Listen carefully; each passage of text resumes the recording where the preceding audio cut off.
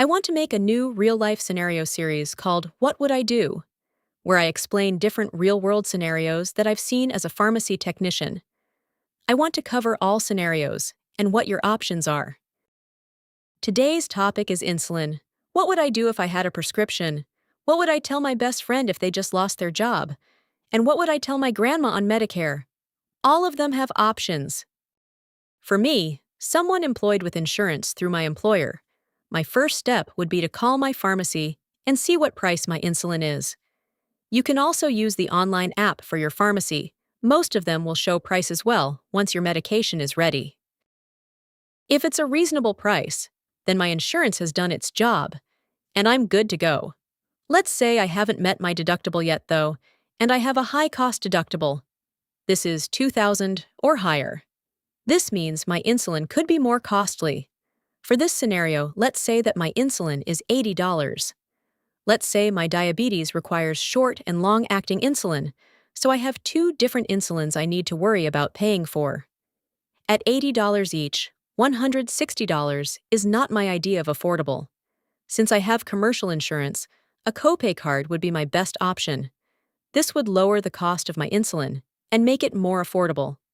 Using Basaglar and Humalog as an example of fast and long-acting insulin, with a copay card, I could get both for $70, which is over a 50% savings.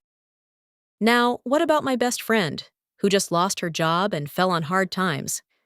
She's on the same insulin and doesn't have insurance right now until she completes 3 months at her new job. If she went to the pharmacy, her medication could cost over $500 cash price. So how do you navigate this when you don't have a job?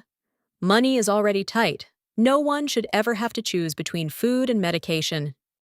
Let me tell you how I would help her. I would ask that the pharmacy run the generic insulins instead of the brand name. This alone would save hundreds of dollars. Generic medications are always cheaper than brand name medications when you're self-paying. Some manufacturers have copay cards that assist people who don't have insurance.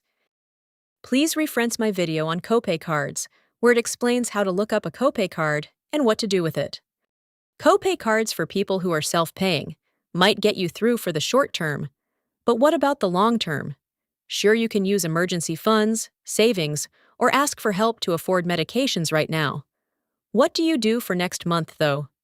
So almost all insulin manufacturers have what is called patient assistance programs. These programs are typically not available for people with commercial insurance, although a few might exist. Most are for people with no insurance or people on Medicare.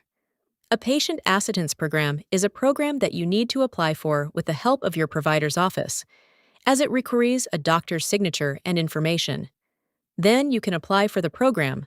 Patient assistance programs offer the medication to you, the patient, for free. There is no charge for this, but the application process can be lengthy and income requirements need to be met. Some programs have additional requirements to meet. Read the application for each program carefully to see if you are eligible. So since my friend has no insurance, this would almost guarantee her approval depending on the application. It does take about a month from the time of submission to the time you get the medication. Once approved, the medication will ship either directly to her house or her doctor's office, where she can pick it up. Now, what do I do for my grandma? Well, grandma is on Medicare, which has its own rules and works differently than commercial insurance. People on government insurance such as Medicare, Medicare, TRICARE, or any other federally sponsored insurance program are not eligible for copay cards. Sure, a discount card might help, but there is another option.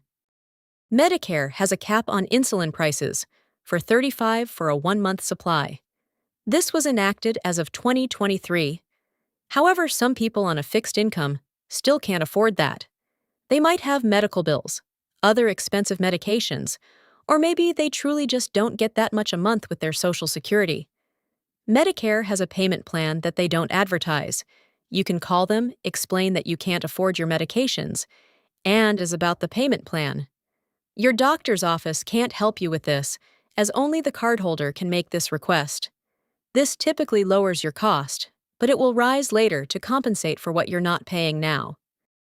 How I would help my grandma is getting her signed up as soon as possible for the payment plan. It can take a week or so, depending on how backed up Medicare is.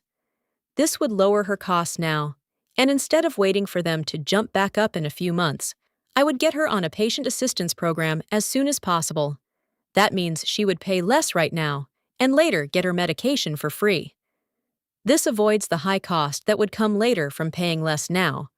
Medicare will always make you meet the total out-of-pocket amount, even if you are in the payment plan. The payment plan simply spreads out the cost, instead of making you pay a few large lump sums of money that most people on a fixed income can't afford. Please reference my video about patient assistance programs for further information on how to sign up for a patient assistance program. Like, subscribe, and leave a comment, and I'll help you any way I can. Thanks, everyone.